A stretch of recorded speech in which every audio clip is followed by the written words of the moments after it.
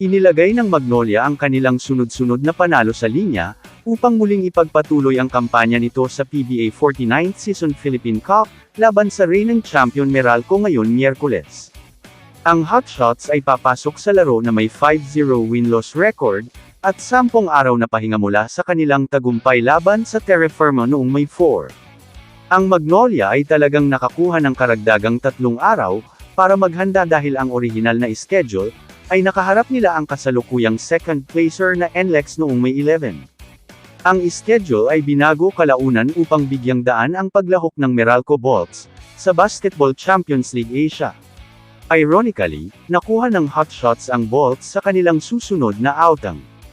At sa halip na ang Road Warriors, na nanalo sa 4 na sunod na laro, sila ngayon ay makikipaglaro sa isang struggling team, na natalo ng 4 sa kanilang huling 5 laro, kabilang ang pagkatalo sa TNT noong linggo.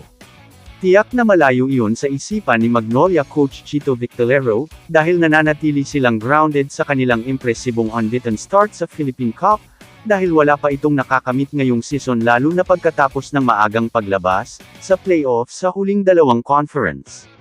Papalapit na ang Magnolia sa pinakamahusay na simula nito sa kasaysayan ng prangkisa, nang magsimula ang Hotshots ng 7-0 noong nakaraang Commissioner's Cup, at noong 2008 Philippine Cup noong tinawag pa itong Pure Foods.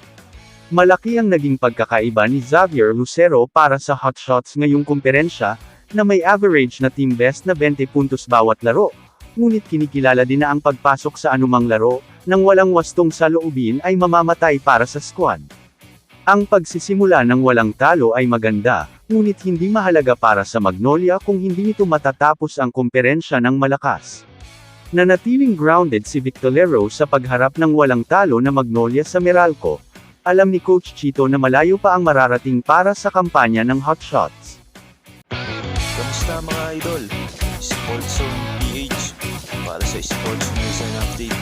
Kung bago ka pa lamang dito sa channel ko, pindutin mo na ang subscribe button at notification bell para lagi kang update sa mga sports news.